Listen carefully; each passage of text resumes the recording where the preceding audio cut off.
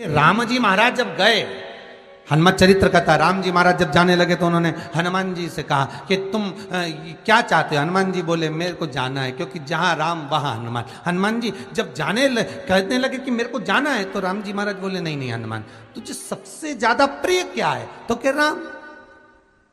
तो हनुमान तू कह रहा है सबसे ज्यादा प्रिय है राम प्रिय है, तो एक बार जिस समय देवऋषि नारद का अपमान हुआ, विश्वामित्र बाबा का अपमान हुआ, उस समय पर एक राजा ने जब अपमान करा तो तूने उसको राम नाम लिखकर एक जगह पर बिठा दिया और कहा कि तू राम नाम जपते रहे। उसने राम नाम जपा। तब हनुमान याद कर, मेरे सम्मुख में तू खड़ा था और युद्ध होने वाला था, तो तूने क्या कहा था?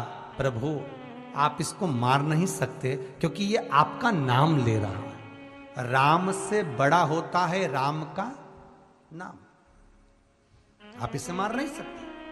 तब आपने ये संवाद कहा था, हनुमान बता तेरी प्रियता क्या है? हनुमान जी कहते हैं प्रभु आपने मुझे जगा दिया, क्योंकि मुझे श्राप ही ये मिला था कि तू जागेगा किसी के जगाने पर, आपने मुझे जगा दिया। इसलिए हे नाथ, अब मैं जाना नहीं चाहता, सत्संग करना चाहता।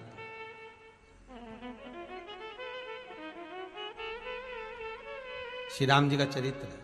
अब मैं सत्संग करूंगा, भजन करूंगा, नाम जाप करूंगा।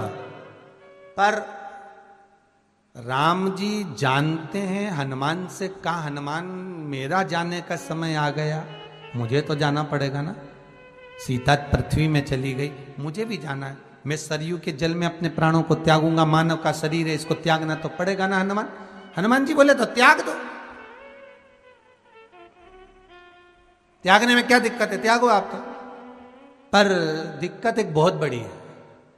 तो राम जी ने जैसे कहा दिक्कत बहुत बड़ी है, तो हनुमान जी पूछे ऐसी कौन सी दिक्कत है? हनुमान जी के शब्द सुने तो राम जी बोले, जब जिस समय पर तुम सूर्य को निगल गए थे, इंद्र को क्रोध आया था और इंद्र ने तुम पर वज्र का जब प्रहार करा था, जब वज्र का प्रहार इंद्र ने करा तब तुम्हारा नाम हनुमान हुआ। तब सारे देवी देवताओं ने तुम्हें वर प्रदान करा। उस जगह पर यमराज भी खड़ा था, तो यमराज ने तुम्हें वर दिया था कि जहां हनुमान होगा वहां यमराज नहीं होगा। अब दिक्कत यह है कि मुझे प्राण त्यागना है और तू मुझे एक मिनट के लिए नहीं छोड़े, तो यमराज आएगा कैसे? दिक्कत वहां अड़ी पड़ी है।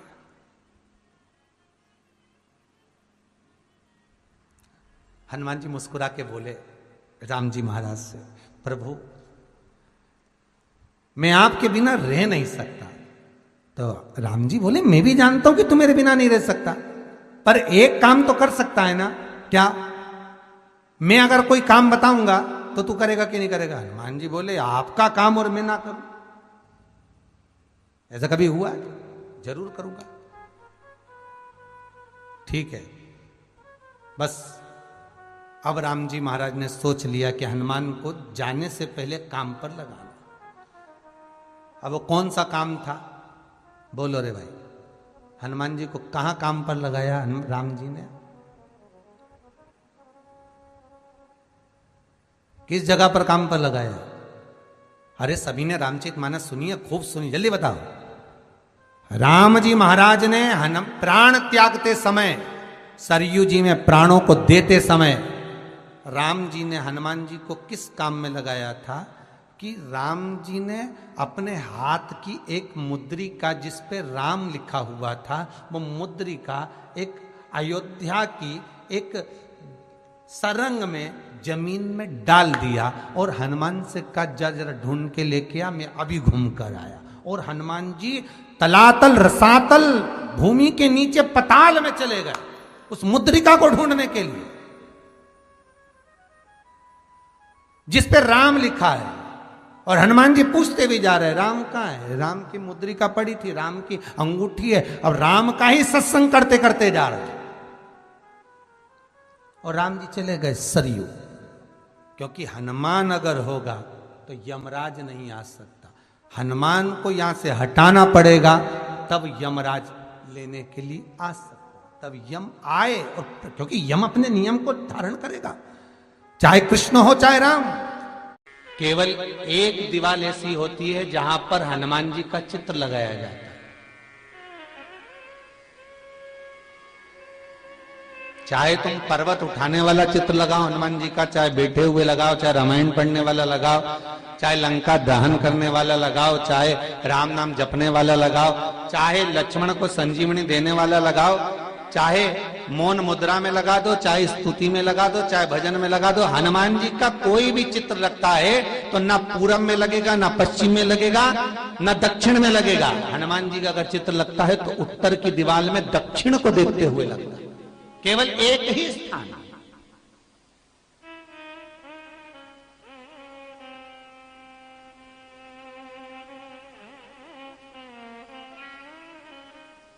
जैसे पूर्वजों के चित्र को, पितरों के चित्र को, गए हुए हमारे जीवों के चित्र को दक्षिण में विराजमान किया जाता है, उसी तरह हनुमान को उत्तर में विराजमान कर कर दृष्टि दक्षिण में कर दी जाती है।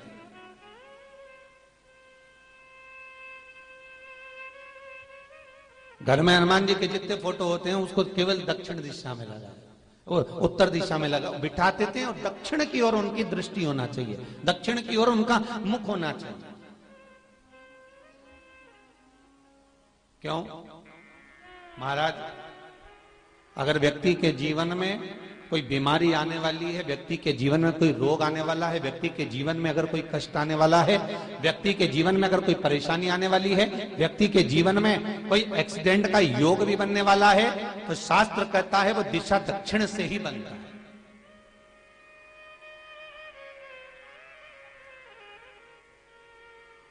ये दक्षिण जो दिशा है ये यम की दिशा है। यहां संपूर्ण परिवार के साथ यमराज अपने आनंद में निवास करता है, यम दिशा। और जब हमारे घर में, हम ये नहीं कह रहे कि आप हनुमान जी का फोटो लगाओ, हम ये भी नहीं कह रहे, आपके घर में हो और आपने अगर विराजमान कर कर रखा है किसी दिशा में, तो हमारा तो निवेदन रहेगा, अभी तक आपने अगर जैसा रखा, पर एक बार दिशा बदल कर देखना कि रोग, बीमारी, कष्ट, दुख, तकलीफ में आपको लाभ मिला कि ना मिला। हनुमान जी ने केवल दक्षिण दिशा की ओर अगर मुख कर कर हमने विराजमान कर दिया, फोटो ही विराज दिया। हम ये नहीं कहेंगे आपसे कि आप बाजार से फोटो खरीद के लाओ फिर लगाओ, नहीं, आपके घर में हो तो आप लगा दीजिए। चाहे वो विकलांग पैदा हो, पर जो शिव ने सोचा, रोती हुई सुजाता हाथ में जल लेकर महादेव को समर्पित करती है और चरण पकड़ लेती है। चरण,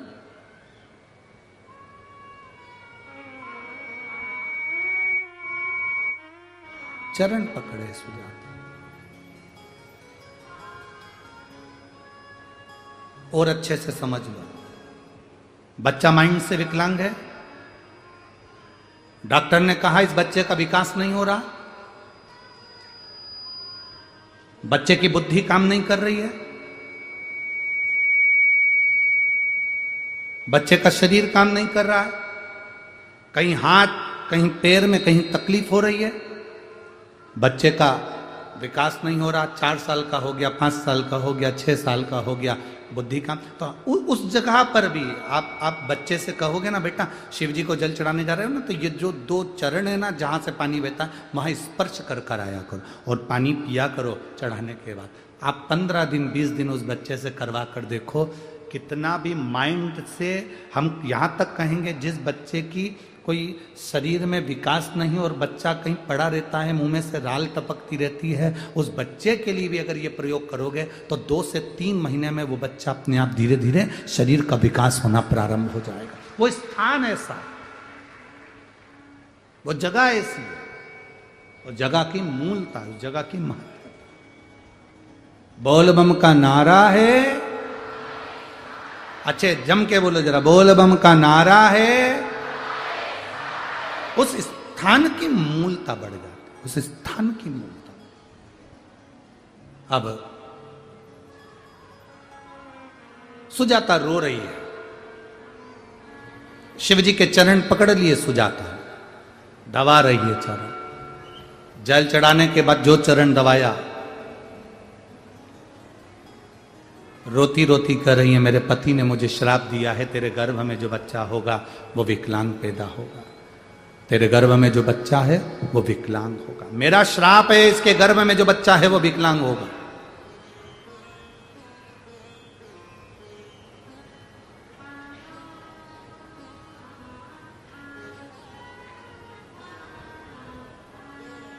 शिव कृपा करें। सुजाता आंखों से आंसू बहा रही है, नैनों से नीर बह रहा है, रोती जा रही है, भीतर से अश्रु बह रहे। बाबा देवाधिदेव महादेव सुजाता के सामने प्रकट होकर, क्यों रो रही है? तेरे पति ने तुझे श्राप दिया, तेरा बच्चा विकलांग होगा, इसलिए चिंता मत कर, टेंशन मत ले। हां, तेरे पति के श्राप से तेरा बच्चा विकलांग तो होगा, पर मेरा वर है, तूने मेरे चरण का स्पर्श करा। रोज जल चढ़ाने के बाद तू मेरे चरण को स्पर्श करती है, इसलिए तेरा जो गर्भ में बच्चा होगा वो भले विकलांग होगा, पर संपूर्ण विश्व का कल्याण करने वाला पैदा होगा। संपूर्ण विश्व का कल्याण करना। पुराण की कथा सुन रहे हो और इतनी दूर दूर से आए हो, तो एक जीवन में उतार कर रखना। जब तुम्हें लगे कि हमारे घर के बच्चे गलत मार्ग पर जा रहे हैं, जब तुम्हें लगे हमारे घर के बच्चे व्यसन में जा रहे हैं, मदिरा पान में जा रहे हैं या गलत व्यसन की ओर जा रहे हैं, तब प्रयास करना कि एक लोटा जल जब आप देवाधिदेव महादेव को चढ़ाकर आओ, तो उस जल में से जब शिव जी को जल चढ़ाओ और उसमें जल चढ़ाने के बाद में थोड़ा सा जल जब आप झेल कर लेकर आओ, तो प्रयास करना वो जल, जो व्यक्ति गलत मार्ग पर जा रहा है, जो व्यसन की ओर जा रहा है, जो गलत मार्ग की ओर जा रहा है, शिव जी पे चढ़ा हुआ जल उस व्यक्ति को जरूर पिलाने का प्रयास करना, तो वो मार्ग वापिस गलत छोड़कर अच्छे मार्ग की ओर आ जाए। शिव महापुराण की कथा तो यहां तक कहती है कि शंकर भगवान पर चढ़ा हुआ मात्र जल, शंकर भगवान पर चढ़ा हुआ मात्र नैवेद्य